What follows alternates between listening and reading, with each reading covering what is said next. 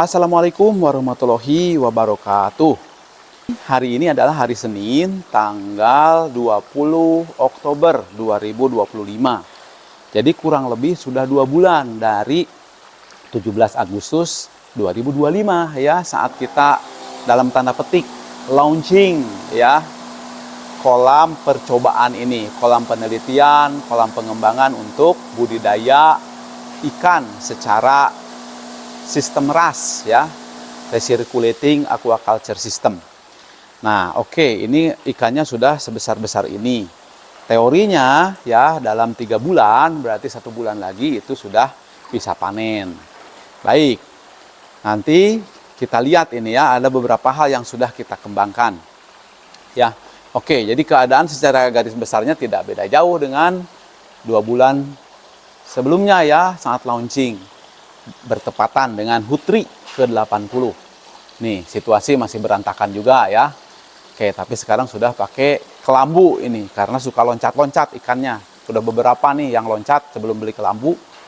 Jadi ya pada matilah begitu ya. Akhirnya kita pakai kelambu ini. Nah, kita kalau ini filter-filter ini adalah ginjal ya, kemudian pompa di sana ada jantungnya dari sistem kolam RAS ini. Nah, kita sekarang sudah bikin otaknya nih. Nih, jadi kita sudah menggunakan Arduino. Lebih tepatnya sih sebetulnya ESP32 ini ya. Nah, ini sudah ada tanggal dan jam akuratnya nih. Hari ini hari Monday ya, hari Senin 2025 bulan Oktober tanggal 20. Sekarang jam 11.24. Dan di sini kita lihat ada feeding schedule, ya, ada jadwal pemberian pakan otomatis. Jadi jam 9.15, jam 11.25, wah ini sudah langsung masuk tuh. Jadinya, wow, ini mesin pemberi makannya baru saja bekerja. Tuh, jadi baru pada makan. Ya, kita beri sesudah ada mesin ini kita 3 kali sehari supaya tidak terkonsentrasi di 2 titik ya. 1 mesin untuk 2 kolam. Nih, sama ini juga baru pada makan tuh ya. Ini dia mesinnya menggunakan barang-barang bekas di sini ya, bekas galon air mineral. Oke. Nah, jadi kita memanfaatkan auto feeder ini ya, auto feeding system ini ya, dan dikontrol oleh otak dari microcontroller ini. Nah, jadi baru saja jam 11.25 jadwal makan siang barusan sudah diberi makan. Ya. Dan kita ketika jadwal makan, maka ada notifikasi nih ke HP. Jadi kita yakin gitu, dimanapun kita berada, jadwal makan sudah dieksekusi oleh robot. Ya, biar keren lah ya. Yang namanya galon ini, galon bekas ini kita sebut sebagai robot pemberi makan, biar gampang. Nah, selain itu, kalau si robotnya ini ingin makannya ada tambahan, kita bisa pakai. Nah, kita pakai jadwal dadakan. Kalau ini kan yang terjadwal tadi ya. Terjadwalnya jam 11.25 nih yang kedua nih. Nah, tapi kita ingin memberi makan tambahan. Karena ada satu dan lain hal, misalkan ya kita kasih makan tambahan nih dari HP nih ya, kita bisa berada di mana saja. Nah, kita akan berikan makanannya untuk 3 detik saja. Oke. Kita yes-kan dan kita lihat di sini nih. Dan di sini pun sudah ngasih makan. Terlalu cepat ya barusan ya. Oke, kita ulang lagi deh. Sekali lagi, jangan terlalu sebentar. Tuh, nih robot sudah lapor lagi. Udah ngasih makan ikan katanya tuh. Ya, lihat tuh. Robot 1 tuntas ngasih makan ikan, gitu. Kita kasih lagi, barusan terlalu sebentar, nggak keburu. Wah, nggak apa-apa, hari ini banyak makan nih ikannya. Kita kasih 5 detik aja deh. Kita tambah dulu ya. Nah, Tuh, untuk ngasih 5 detik. Yes. Kita lihat ke sini. Nih. Dan kita lihat ke sini. Tuh. Makanannya, ya. Kita juga lihat yang di sini. Nah, jadi ngasih makan ikan bisa dari New York, bisa dari London ini ya, sepanjang ada internet, begitu ya. Oke, dan setelah ngasih makan ini robotnya lapor gitu ya. Nah, makanya ada laporan tuh. Jadi robot 1 tuntas ngasih makan ikan. Sama kalau HP-nya diinstal aplikasi yang sama, dia ngasih laporan juga. Dan bahkan kalau sedang mati ya aplikasinya, kayak WA aja lah begitu. Oke, jadi sudah kita tambahkan otak yang sederhana ini ya, supaya sistem pemberian pakan kita nggak merepotkan lagi. Kita repot 2 kali harus ngasih makan, bahkan kalau 3 kali. Nah, sekarang kita biarlah robot yang mengerjakan ini ya. Oke, nah kemudian satu fitur yang sangat penting adalah detektor kalau si listrik mati ya. Kalau aerator mati, ikannya bakal banyak yang mati. Oleh karena itu ada detektor PLN. Mari kita simulasikan ya. Ini kan kita pakai PLTS nih. Jadi sistem ini kita pakai PLTS. Sebenarnya semua kita pakai PLTS, tapi untuk simulasi aja. Barangkali nanti ada yang tidak pakai PLTS. PLTS nggak cukup, dia pakainya pakai PLN. Nih lihat ya, kita ini PLN, kalau yang ini PLTS.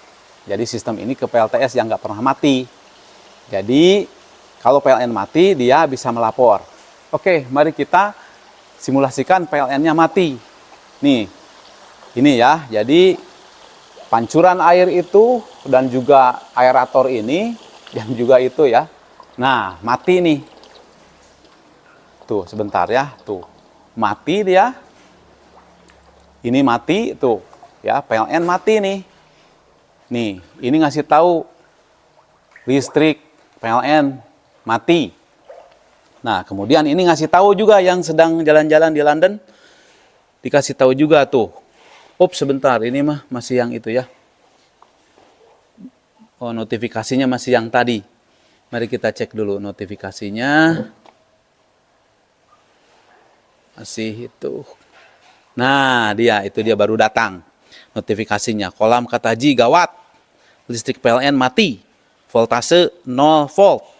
Daya dari UPS. Nah, kalau kita sih daya mesin ini ya, mesin kontrolernya dari UPS, jadi nggak pernah mati.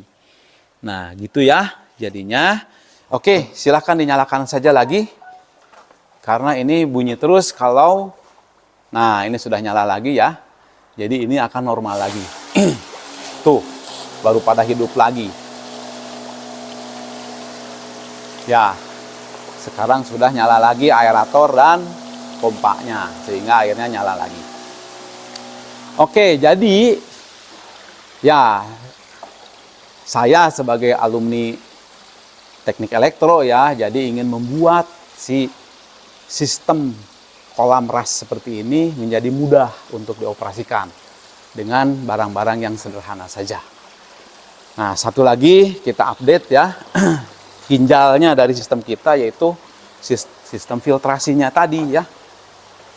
Kita sebutkan nih automatic cleaning sea filter ini biar gampang, filter sapu jagat.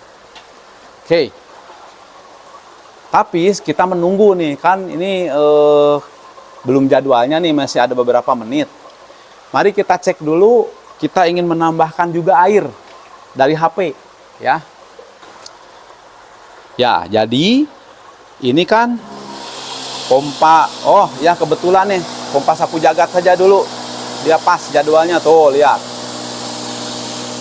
Tuh, sedang menyapu kotoran-kotorannya. Jadi filternya selalu bersih. Tuh, kayak gitu ya. Dan ini kalau ternyata setengah jam aja ya, mati misalkan, maka si kasa ini akan segera luber nih ya. Jadi kalau yang manual, waduh repot ya, harus setiap waktu begitu dibersihkan. Nah, tapi dengan seperti ini, ada tukang sapu, kita sebut filter sapu jagat ini ya. Air selalu mengalir dengan lancar dan semua kotoran, padatan itu bisa terfilter ya di sini. Oke, kita lanjutkan akan mengisi air. Di sini adalah filter kimiawi, buffer pH. Nih, airnya kurang. Sebetulnya kita bisa menambahkan air secara keseluruhan ke kolam lewat sini. Jadi kita akan menambahkan ya. Nah, kita bisa menggunakan menu yang lain. Jadi di sini ada beberapa robot ya yang pendek dan ada robot waktu panjang nih. Nah, kalau robotnya waktu panjang nanti bisa berjam-jam ini sampai si sensor air luber melaporkan. Tapi untuk demo sekarang yang pendek saja ya. Kita akan menambahkan fresh water. Coba tambahkan saja fresh water ya, kita lihat dulu tuh. Nah, itu kan diminta. Nih, airnya belum ngalir tuh. Berkurang. Oke. Coba pencet yes. Oke. Nah, kita tunggu airnya akan membuka. Tuh, airnya mengalir ya. Dia akan terus mengalir sampai detektor nanti luber mendeteksi, melapor atau waktunya habis. Itu ya kurang lebih. Biarkan saja itu nanti akan berhenti. Oh ya, tunggu saja ya. Biar sampai berhenti dulu airnya. Jadi ya sama-sama dengan adanya pengendalian dari HP ini jadi memudahkan. Kita tahu situasi kolam kita ya. Nanti akan ditambah terus sensornya, sensor level air ini. Kali ini bahwa kita akan terus meningkatkan kinerja dari sistem kita ini filternya.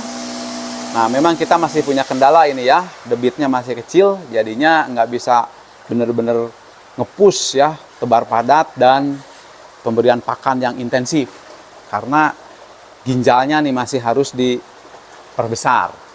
Oleh karena itu kami sedang menyiapkan grup kedua ya kolamnya. Nih udah siap-siap. Ini nanti untuk samtengnya nih. Ya, ini untuk filter kimiawinya ya, udah ada karang jahe, udah ada kulit kerang dan lain-lain, dan itu di sini besar ya, kita udah siapkan Calmness K1 Plus di sini ya, dan aeratornya. Kemudian di sini filternya akan yang besar nih, filter sapu jagatnya akan disimpan di sini besar. Jadi kapasitasnya nanti bisa intensif. Nah, ini sedang persiapan kolam nih. Udah berbentuk kayak gini ya. Dan kemudian ini satu lagi ya sedang uji coba. Ini diuji cobakan kolam terpal. Jadi kita biarkan ini ada eksperimen 10 nila ya, dikembangkan secara ala tradisional nih. Jadi mereka berkembang juga di sini. Oke, baik, saya kira gitu saja dulu untuk konten kali ini. Sekali lagi kita karena merupakan hobi juga ini ya, kita ingin membuat sistem budidaya ikan nila di perkotaan ini di lahan sempit supaya lebih mudah pengelolaannya, lebih mudah mengoperasikannya. Kalau mati listrik dia langsung lapor di HP, segala sesuatu lapor di HP. Tiap ada makan, jam makan udah dikasih makan, melaporkan. Kemudian nanti ada air kurang. Oh ya, ada aplikasi satu lagi di sini ya. Kita sudah siapkan tuh sensor-sensor ya di sini. Sensor pH. Nah, pH-nya yang normal 6,5 sampai 8,5. Ini memang belum diisi ya. Karena perlu waktu juga nih untuk membuat ini tuh berubah tuh ya 7,7 tapi masih normal. Nah, ini sensor temperaturnya baru dipasang udah rusak. Jadi ngasihnya 0, harusnya di sekitar 26 derajat kalau di sini ya. Kemudian oksigen dissolve oksigen ini ya 6,9. Ini standarnya minimum 5 gitu. Kemudian ini amonium, total amoniak dan nitrat ini ya. Tuh ada standar-standarnya. Jadi kalau di hijau dia aman gitu. Jadi semuanya nanti ada di smartphone ini ya. Oke. Dulu puluhan tahun ya yang lalu memprogram, sekarang ada tantangan jadi memprogram lagi. Oke, baiklah supaya tidak berpanjang-panjang. kita sampai di sini dulu update-nya. Setelah 2 bulan berjalan, semoga 1 bulan lagi kita akan panen. Nanti kita minimal dalam 1 bulan lagi kita akan update bagaimana kita melakukan panen. Tapi saya kira ini nggak bisa tepat 3 bulan ya, karena kita nggak bisa intensif memberikan pakan. Karena filternya masih memble ini ya. Kita akan menunggu nanti filter yang lebih keren lagi ya. Kita sedang membuat filter yang lebih keren sehingga bisa lebih intensif pengelolaan dari pembersihan kotoran-kotoran dari kolam ini. Terima kasih, semoga ada manfaatnya. Wassalamualaikum warahmatullahi wabarakatuh.